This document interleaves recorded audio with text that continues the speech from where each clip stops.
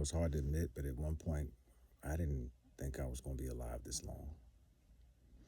As a matter of fact, you could say at one point, I didn't plan on being around this long. It's not that I had plans or knew what I was going to do, but I was very open to it, and I was open to it from about the age of 13. And it's hard to admit because, especially as a black man, as a man, I guess in general, but they say the rates for men are higher than they are for anybody else. So I figure it probably makes sense to say it out loud and maybe to help somebody else see that it's worth doing some things differently. And, you know, still breaking down and walking through all the reasons that my mind got there, but I'm understanding them more and more. And a lot of that's because I think a lot of that has a lot to do with the fact that I finally stopped with the intoxicants or being sober. I think that that's helped a lot. And I, I know it's not easy to be sober, especially when you got a whole bunch of things that make you want to reach for a drink or take a couple pulls just to stop thinking about the things that really, really drive us to those places of anger, despair, fear, whatever, whatever makes you enjoy the vice. Food. But like I remember talking to an old coworker. She was actually my boss, and it's back when I was still smoking cigarettes. And I remember her saying, one day I just quit, and I've been through I don't know how many different periods of trying to quit using this technique, that technique. I even got help from a doctor. That went all left. Um, and she said, I just quit. And I was just like, that just does not sound possible for me. That doesn't sound reasonable. And then over 15 years after I had that conversation with her, I just quit one day. As a matter of fact, it was the day my wife and I decided to become a couple. But, about 6 months before that, no, about 5 months before that, I quit hard liquor. Didn't think I was going to do that. I was trying to do. If you ever saw the movie Leaving Las Vegas, I was trying to go there. And what stopped me there was I was with somebody who was also a heavy drinker, and I saw the impact that was having on children around us. And I was like, one of us has to stop. So I was like, maybe if I stop, my partner will stop. Didn't work. That relationship devolved and broke down, and you know that was for the best. Absolutely, I'm grateful. But after that, I was still drinking wine for a while, and then slowly, one by one, being able to peel them back, kind of like I did with my diet with food. I stopped as a teenager eating pork, and then one day I realized I hadn't had beef for an extended period of time. It was probably like 6 months. So I was like, all right, well, I haven't had it because the only place I really ate it from was McDonald's, and I was eating all types of other junk food. So I just happened to not be eating beef because I guess I was eating chicken sandwiches. So I was like, all right, I'm cutting beef out. Then, in case I'd occasionally allow myself to have a burger, but since I was there, it didn't pull me back. And then, and I've noticed that I've gradually been able to quit doing things or stop habits, but never through like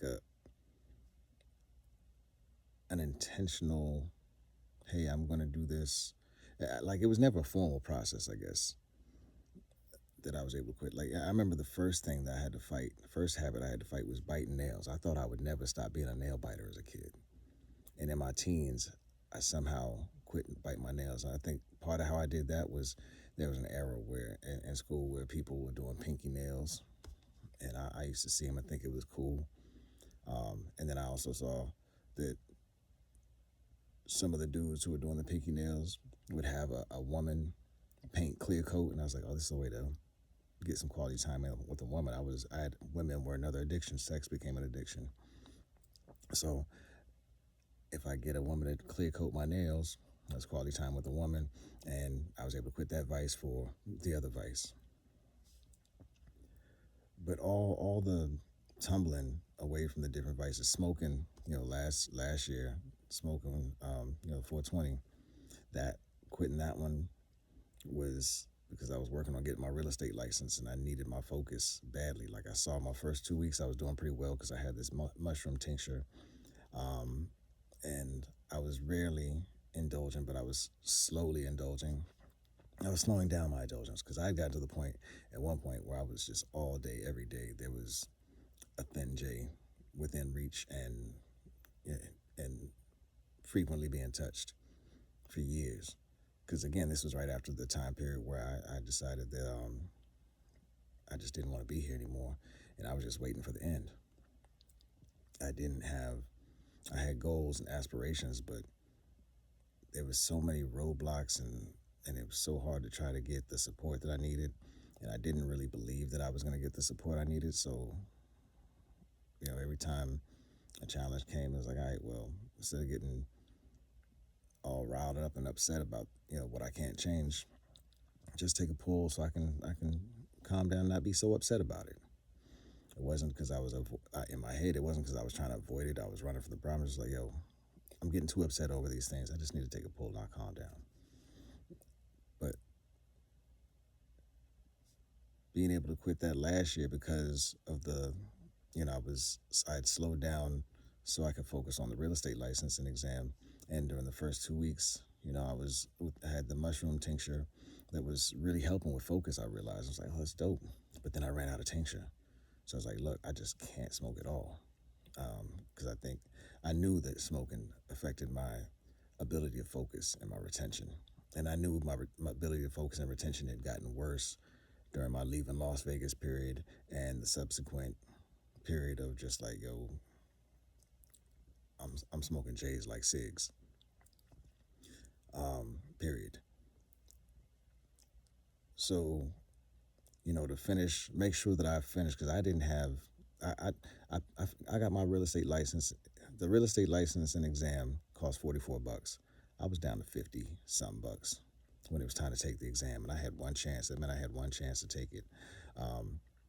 So that meant that I had to really focus on those last 2 weeks of class to make sure I did well on the practice test because you have to pass your class test before you can even go take the state exam. So I had to cut the 420 completely, and my eyes were getting horrible at the same time. I'd never had a need for glasses, and I needed glasses. I lost both pair of glasses during that time period while I was out walking the dog, so I had to go buy some dollar store reading glasses to get through class. I remember having a couple nights in class where I didn't have any glasses, and I was struggling through class to focus. Like I had so many challenges during that class, and I was just so sure I was going to fail everything. First test in class, I actually did the best out of the whole class. That was motivation. Second test, I struggled, but I got through. And then to get out of the class, I really struggled because that last 2 weeks, I had no vices anymore, but I didn't have that mushroom tincture that helped me with my focus. My glasses were a challenge, but I made it. I got it.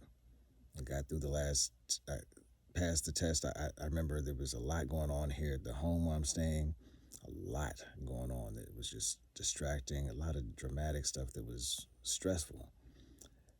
So stressful that I had to break away for 2 days and just go ask my mother if I could go to her house to study for 2 days. And I went and just stayed there for 2 days and crammed. Didn't even finish going through all the studying that I needed to do.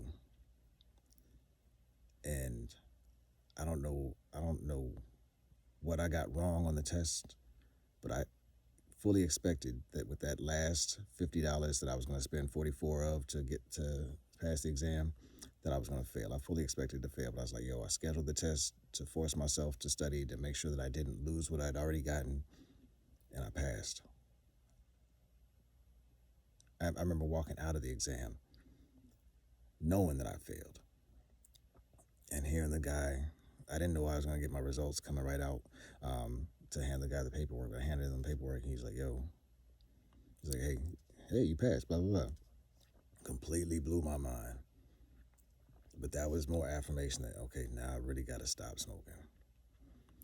And after the test, I didn't smoke again until Thanksgiving Day. I was like, "Hey, Thanksgiving morning, it's Thanksgiving Day. I could just have a puff for the day. It's a day to relax, let my hair down."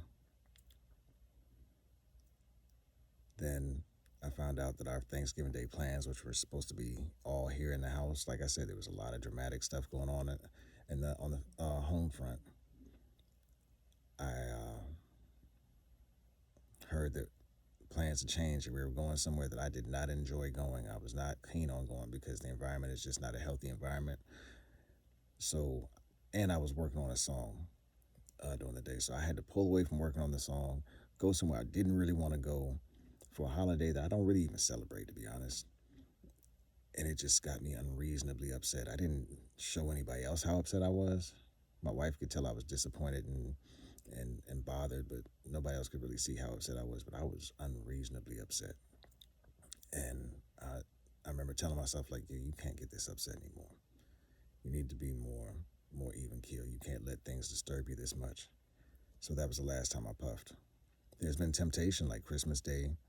Again, the family stuff was or the around the home stuff was just still hadn't resolved. And it's better now, still not resolved. But I was like, all right, well, Christmas Day, I know we're not dealing with them, this family member, the one that's been the most triggering lately.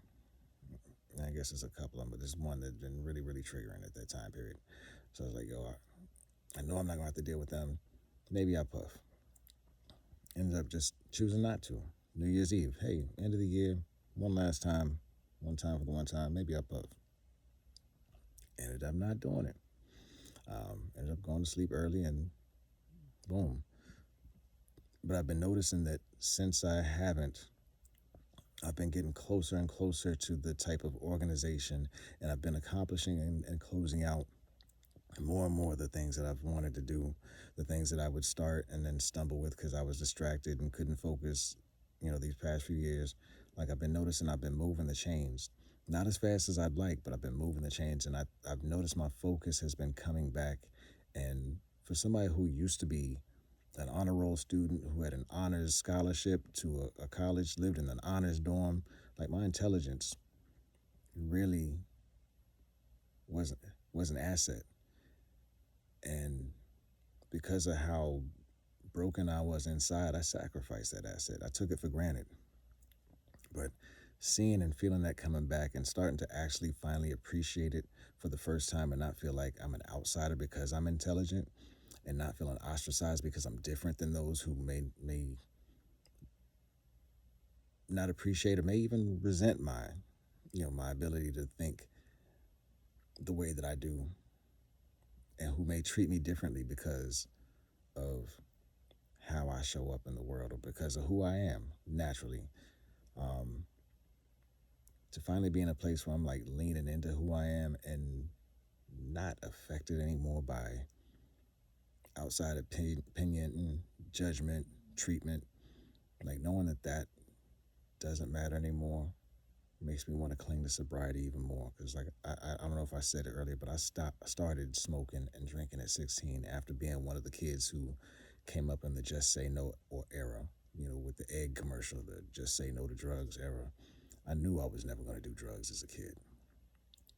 And before it was all said and done, I did damn near everything except for shooting up and crack, probably. There are probably a few that I didn't, but I'm sure there are more that I didn't, but I did a lot of those drugs that I knew and said as a child I was never going to do. It got to the point that, like I said, when I was ready to leave Las Vegas, I was willing to partake in damn near everything. Crack, no, because I'd seen firsthand the effects um, within family, and it impacted some people that I really really love more than anybody in the whole world. So that was an absolute no. Heroin, that's needles, dog. No, that's not happening. And again, That's the sister to crack in my mind. Um, and I know, if you know about Boy Girl from the '70s that or the '60s, that crack isn't actually uh, one of the gendered, but it's a child of one of the genders.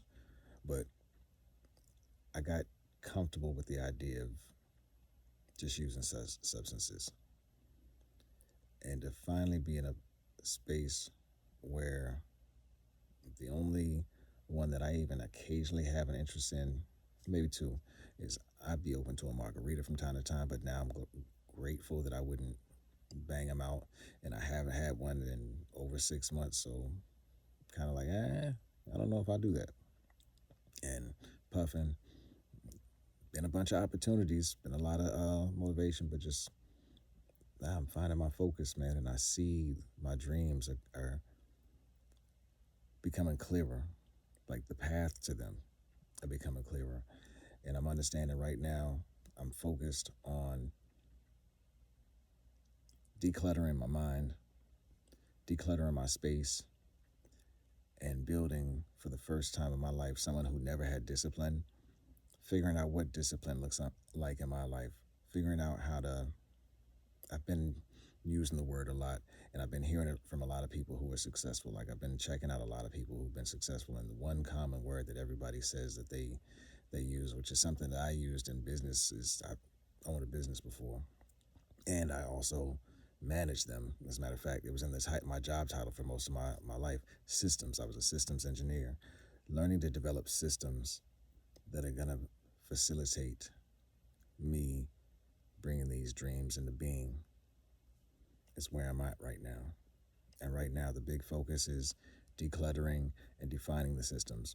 Also, thanks to Q and my wife, both kind of going through periods where they've been talking about doing the same thing. And now that I'm reading Atomic Habits, thanks to Malcolm, AD, I'm focused on identifying who I want to be and how who I want to be lives. Thanks to Malcolm, I'm reading Atomic Habits. So, what habits and what behaviors does this person that I want to be have? And what systems do I need to create those habits and to break the other habits that don't serve me? And all in all, I'm just grateful because, like I said, about 7 years ago, I didn't think I was going to be here. I'm grateful.